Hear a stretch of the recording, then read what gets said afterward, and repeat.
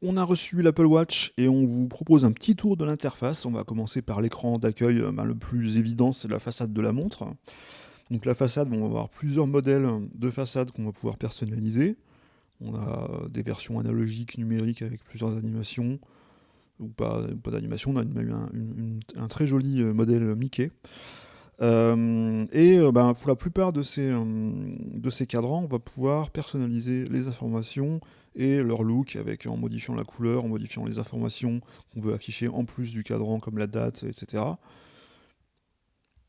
Donc on va revenir à l'écran d'accueil et depuis cet écran, on va accéder au panneau de notification, donc en balayant vers le haut comme on le ferait sur son iPhone, ou à ce qu'Apple appelle les coups d'œil. Dans les coups d'œil, ce sont des espèces de widgets qui affichent les principales informations d'une application, bourse, météo, etc. Et en tapant sur ce coup d'œil, on va rentrer dans l'application avec, on peut le voir, une petite roue qu'on va voir assez souvent au cours de cette démo, parce que le lancement d'applications, que ce soit des applications système ou tiers, c'est parfois un petit peu lent. Donc voilà, là, on n'arrive pas à accéder à l'application. On va revenir à l'accueil pour vous montrer l'autre fonctionnalité, enfin l'autre écran vraiment primordial de l'interface de l'Apple Watch, c'est l'écran d'accueil. Donc il va justement rassembler l'ensemble des applications qui sont installées sur la montre, enfin techniquement sur le téléphone, mais on y accède depuis la montre. Et il y a deux moyens d'entrer dans une application. La première, c'est bien sûr de taper sur son icône, mais on peut aussi utiliser la couronne numérique pour zoomer à l'intérieur de l'application. C'est un petit peu rebutant d'ailleurs, puisqu'on s'imagine qu'on peut ressortir par le même moyen, mais non, il faut absolument taper appuyer sur le bouton, la couronne digitale qui est cliquable. L'autre bouton de l'interface va permettre d'accéder à des contacts favoris qu'on va pouvoir utiliser, on va pouvoir utiliser ces raccourcis, notamment pour les fonctions de communication de l'Apple Watch, telles que l'envoi de petits dessins ou d'emojis. Donc on va pouvoir faire pas mal de choses depuis directement la montre, comme répondre à des notifications de SMS.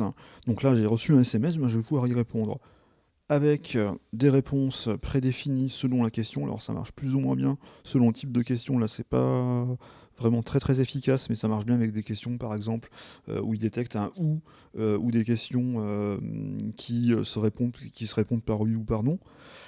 On va pouvoir utiliser donc ces réponses prédéfinies. On va pouvoir bien sûr parler, dicter la réponse, mais aussi envoyer des petits messages animés avec des petits emojis animés que la personne recevra sur sa montre dans cette forme-là, si elle a bien sûr une montre, une Apple Watch, mais également sous la forme d'emoji si la personne a un téléphone compatible avec les emojis, puisque ça reste le langage standard des emojis qui est utilisé pour cette fonctionnalité.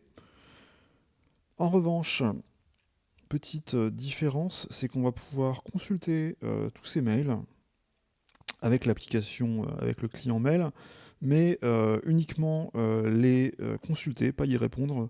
Apple est sans doute parti du principe que les mails nécessitaient une réponse plus complexe, qui tient rarement en une seule phrase, et à désactiver cette fonctionnalité. C'est un petit peu dommage parce qu'on peut répondre aussi à des mails par des phrases assez courtes. Alors, on imagine peut-être que ça sera corrigé dans une mise à jour ultérieure. Parmi les autres petites fonctionnalités qu'on peut montrer, il y a bien sûr les appels. On va pouvoir accéder à ces appels récents, on va pouvoir écouter ces messages, mais surtout on va pouvoir appeler directement et recevoir des appels depuis la montre. Alors c'est pas très très pratique parce que l'haut-parleur est pas super puissant, mais on peut par exemple commencer un appel sur la montre et basculer après vers le téléphone, ce qui permet parfois de gagner du temps pour prendre l'appel avant de sortir son téléphone de sa poche ou de son sac. Et également, dans les petites fonctionnalités sympas qu'on peut montrer, il y a également l'appli musique. Pardon, hop, on va revenir. Donc l'appli musique qui est là et qui va permettre d'accéder à l'ensemble de sa bibliothèque qui se trouve sur son téléphone et lancer directement les artistes, les albums de son choix sur le téléphone. Alors l'Apple Watch sont aussi des applications tierces. Alors, ce sont des applications qui fonctionnent sur le téléphone mais qui disposent d'une vue sur l'Apple Watch. Alors on en a installé plusieurs. On a un exemple par exemple avec Shazam Shazam qui est très pertinent sur une montre, puisque justement, pour savoir quel est le morceau qui passe dans un bar ou dans une boîte ou dans un magasin, c'est toujours plus facile de sortir ça, d'avoir ça à portée du poignet plutôt que de sortir son téléphone, donc ça c'est plutôt bien vu.